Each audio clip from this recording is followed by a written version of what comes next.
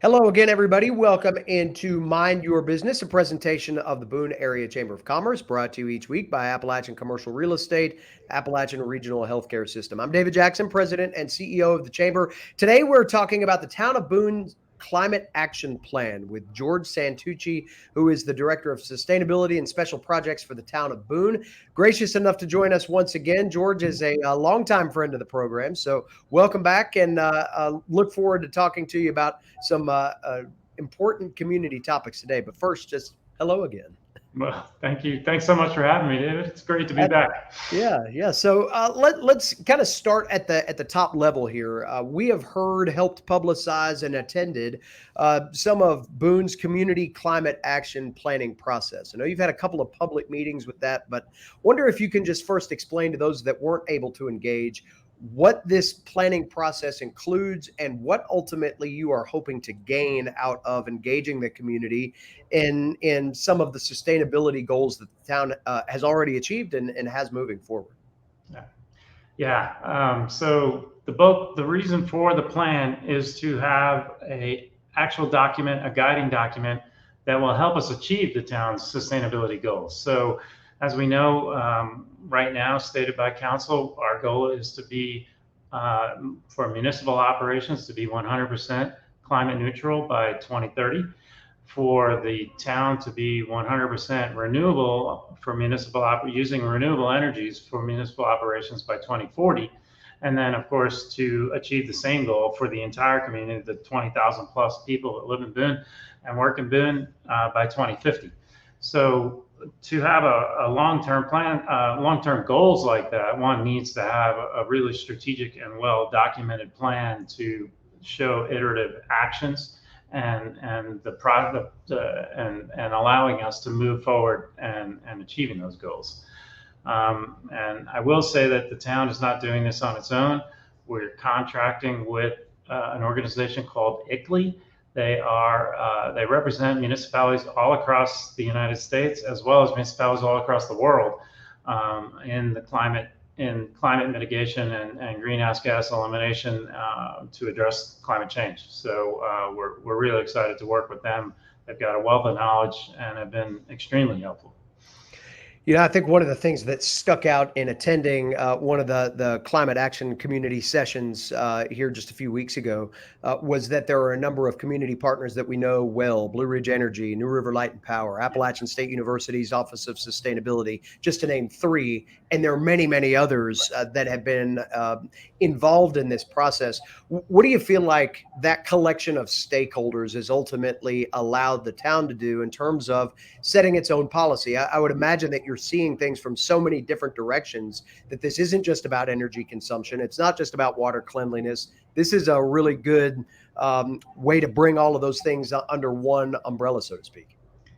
Yeah, it is incredible and wonderful that we have so many resources in our community, and for me to be able to invite Apple Cart and Blue Ridge Women in Agriculture and New River Light and Power and Blue Ridge Energy and App State and others to a meeting like that. It's wonderful for me to be able to present the plan and the planning process and the actions that the town has taken as a municipality, but then to allow the audience to interact with these professionals from all these other sectors and directly interface with the groups that'll help us achieve these goals on a community scale, and directly ask questions, express concerns, and learn more about what resources are available for them if they want to move forward on a certain action.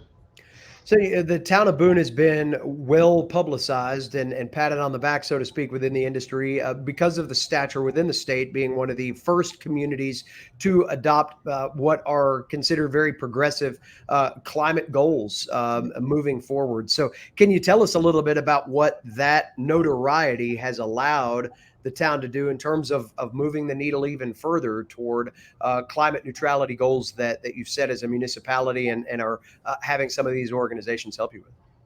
Yeah, on energy, it's really where we've taken the biggest steps. And I mean, really grateful to Blue Ridge Energy and New River Light and Power for working with us and working hard to find us renewable energy that the town could take advantage of. And we wouldn't have achieved the status of the first town in North Carolina with 100% renewable energy for municipal operations if our utilities weren't on board and were willing to work with us. So I think leveraging that partnership, it helps them, it gains them the notoriety that they need for their business, as well as the town achieving its goals quicker than some other towns who may not have such willing partners in that venue. So now part of the goal of the community conversation was to kind of set up where the municipality is. And I think that from a municipal operations standpoint, you had all kinds of great statistics to show the way that you were able to lessen the footprint. But then also a very separate set of data points to say, here's where the rest of the community is. How have you found that gap is coming together of understanding that businesses and individuals in this community have an opportunity to adopt some of the same standards and philosophies that the town has had very good success with? Yeah, so right, the town has cut its greenhouse gas emissions already by 50% just by adopting New River Light and Power's and Blue Ridge Energy's green power programs, and that's an incredible statement to make. And if you look at the rest of the modeling that we're doing based on other actions the town can take, we can further reduce our emissions by 75% in total from 2030 to 2040. I mean, that's an incredible jump. And so to do the same thing on a community scale, obviously it's a heavier lift just because there's a lot more moving pieces, right? We're talking about a town of 20,000 people, businesses, a major university, big institutions like the hospital and other things. So it's just a matter of the first thing I think that was critically important is that the town take these actions itself and show people, if you do this, these are the results. And so we've demonstrated that, we've done that. So now it's a matter of inspiring others to adopt these programs and find ways to provide incentives that will work to move folks to action. So that, yeah, I think that answers the question. Yeah. So within that, where do you feel like some of those, I don't want to use easy in the wrong context, but what are the easiest areas for adoption for businesses and individuals to maybe follow the town's footsteps in that regard? I think the green power programs with the utilities is one of the easiest, except I understand it is an added investment, right? You are paying an extra 2 cents per kilowatt hour for energy. But what I would encourage both residential folks and businesses is that you don't have to offset your entire footprint right away. It is both utilities will sell you those power in smaller chunks. So, for as little as $5 a month as a New River Light and Power customer, you can sign up and get 250 kilowatt hours of green energy. And maybe that only offsets a third of your consumption, but that's better than none. And that would move the needle for the town and the community enormous. If say 100 or 500 people, 500 different entities in Boone would do $5 a month, that would be an enormous reduction in greenhouse gases from the community standpoint. Another major sector that emits quite a bit of greenhouse gases is our transportation sector. So people driving cars. And while not everybody can afford a hybrid or an EV or is ready to make that transition, understandable. But we have another fabulous institution here in Boone, in Apple Cart. And that is a great way to reduce emissions and greenhouse gases. I mean, every bus takes as many as 40 cars off the street every time it runs around, because that's the capacity of the buses. And they now have an electric bus themselves and are planning to get 2 more in the near future. So that's a wonderful opportunity right there. And it's free. Just jump on the bus, ride it. Hey, George, you had the opportunity to bring the community together and hear about the town's goals, hear about some areas that they could maybe make some changes on their own or within their business.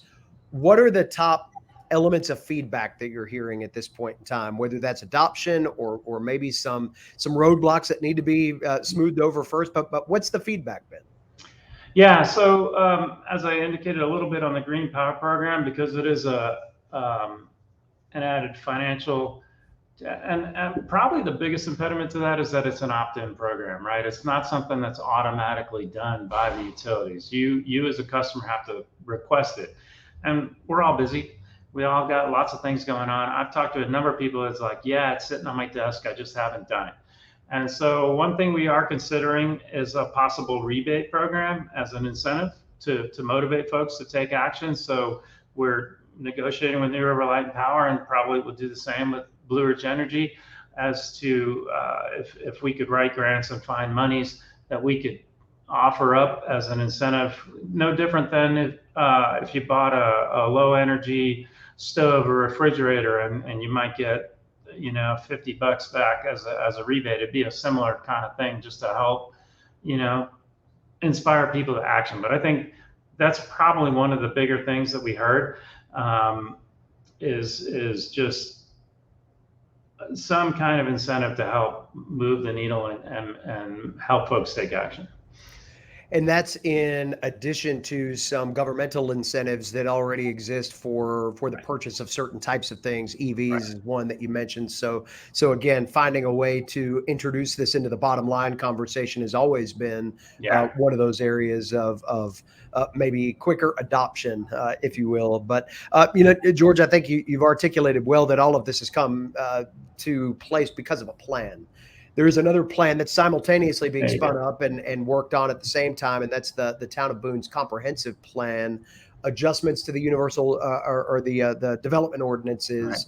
How do all those conversations work together, and what will you ultimately take out of climate action that can manifest itself in a comprehensive plan or any amendments to the UDO that may take place down the road? Yeah, great question.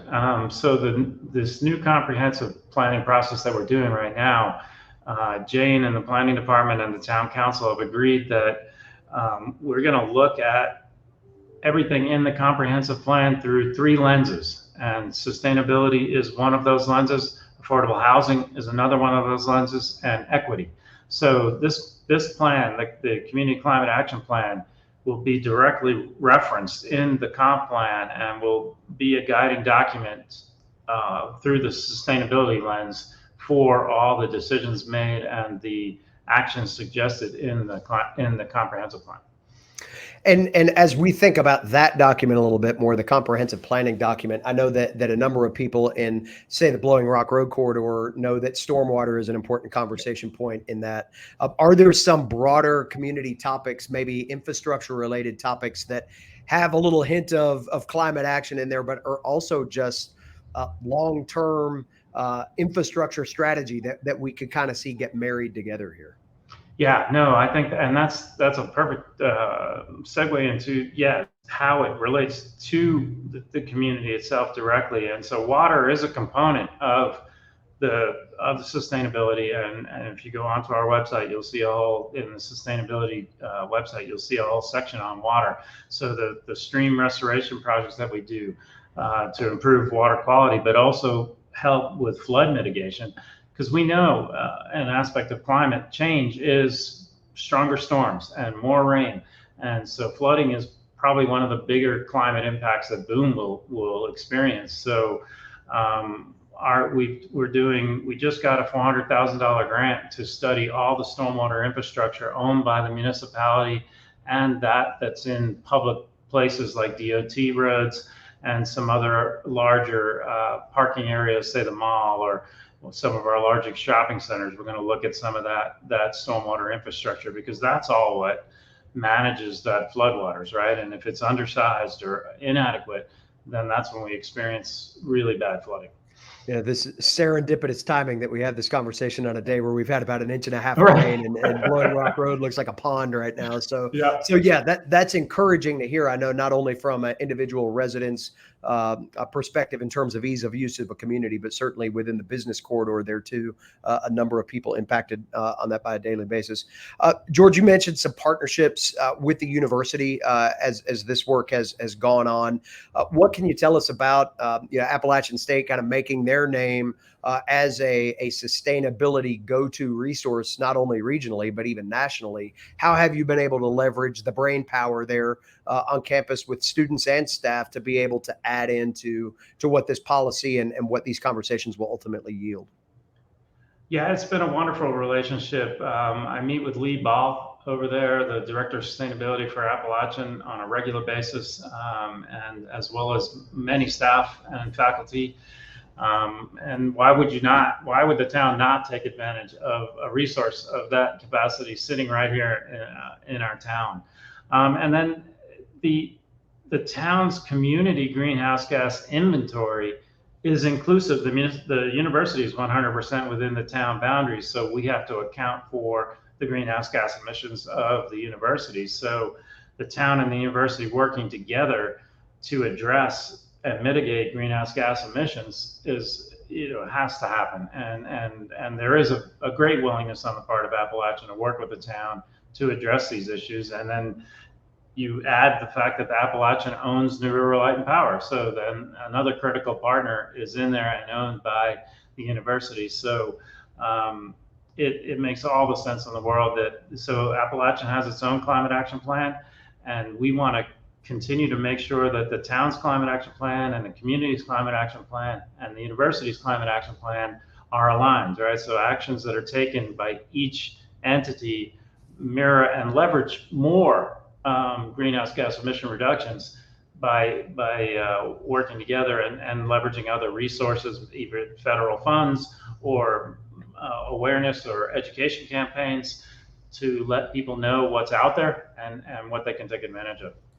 It's interesting that one of the areas where staff and students have collaborated so well on campus are also two of the big talking points out of this as well, and that's solar energy and electric vehicles. Here we're just on the heels of Team Santucci finishing second in the latest solar challenge. Yet you come back here to our community and you see the capacity for rooftop solar, whether that's business or residential, and the growing number and trend to see EV chargers placed around the community. And I'll even say beyond that, from a business perspective, the growing trend of people tending to hang out where their cars are being charged and do business. So can you kind of take us down that road for a moment and speculate on what technology will afford future climate action plans? What is available now and what could be further invested in the future to help offset some of these issues that you're talking about?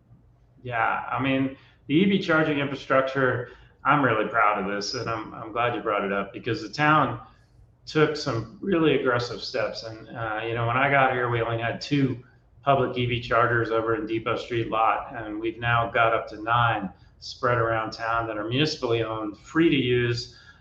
You may have to pay for parking. That's the only charge you'll receive from the town of Boone. But more importantly, we've seen the business community step up. Tesla really wanted to have a major charging station here in Boone. It was one of the biggest complaints they got, was that there was this lack of fast charging infrastructure in Boone.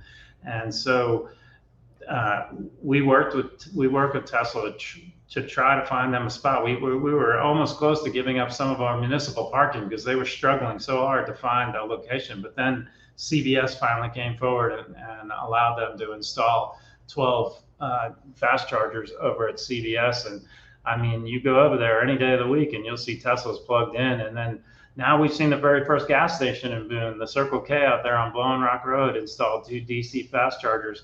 And there are cars charging there every day, all the time. And, Blue Ridge Energy has a fast charger out at its facility, and I believe they're installing a second one. So, we now have at least 6 hotels in Boone that have charging stations. And so the momentum is growing. And to me, I love that the government can step in, start and inspire, and then watch the private sector take over. We don't want to provide these services per se, but if they're not there, then somebody has to do it. But now that the private sector is really stepping up and providing this infrastructure, then the municipality can kind of step back and allow that business sector to take over and watch the growth, because the EVs are coming. There's no stopping this trend.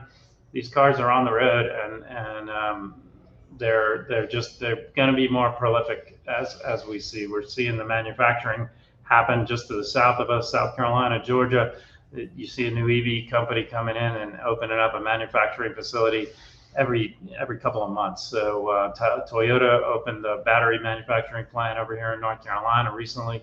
It's happening. So that's really exciting to see that happen. And I focused on that so much, David, I might have forgot the rest of that question. Yeah, we were talking some about the solar component to that as Oh, right, well, right, right. and Yes. especially rooftop solar. Yeah, yeah. So incentives are growing on solar installation.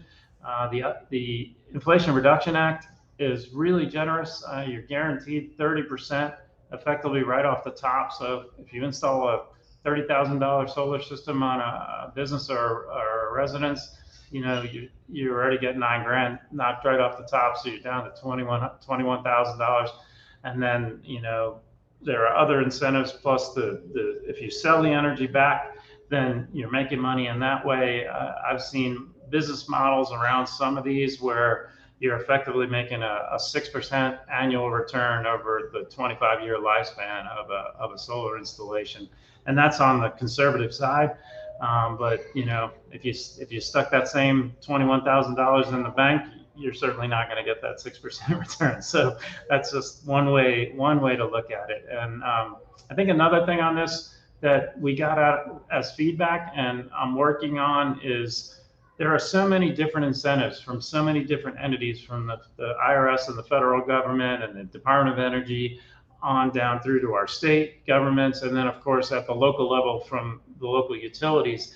And it's really confusing. I mean, I'm struggling to keep up with it all, and it's like drinking from a fire hose. You keep hearing about all this money, but what I'd really love to do is put together a comprehensive resource that anybody in the community, from business owners to residents, can look at and find out, oh, I didn't know that existed. I could take advantage of that. So that is something on our radar that we're working hard on, to make sure that everybody knows how many different rebates and tax breaks and other things are out there that they can take advantage of.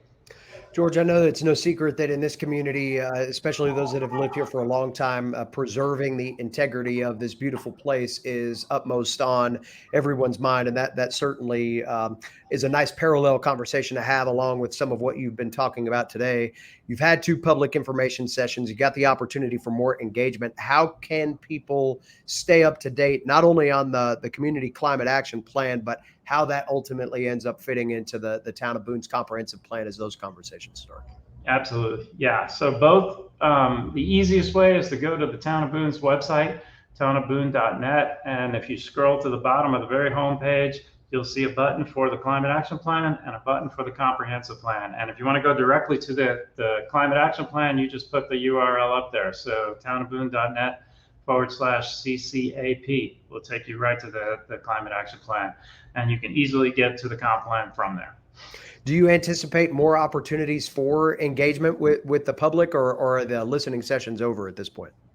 So the next one that I'm really excited about is I've been in negotiations with Lee and the folks over at App State to co-host an event on campus, so we can better roll out the alignment between the town and the university, and then also engage the students. These last 2 events have been during the summertime, so the student population, of course, is low in town. So it was a way to really target the long-term and annual residents and business owners in Boone. It provided a little bit more of that direct feedback, but now we will target a date mid-September. I don't have an actual date yet, but we're shooting for mid-September.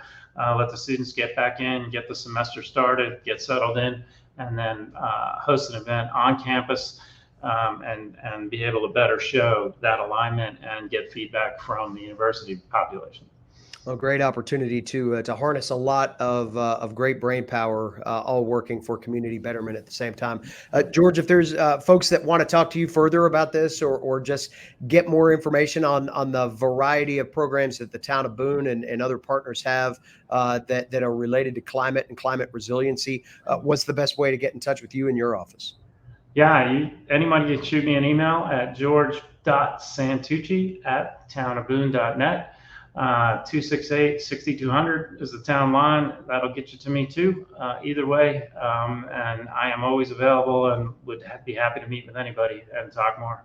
Hey, and that's further incentive for you to watch this on YouTube because you've got Santucci spelled on your screen if you need that.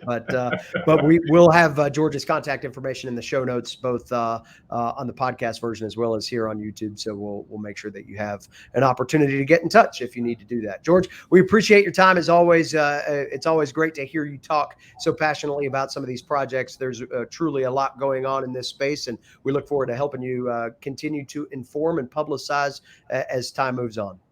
David, thanks so much. It's always a pleasure, and I really appreciate you helping us get the word out. This is awesome. Thanks. Sounds great.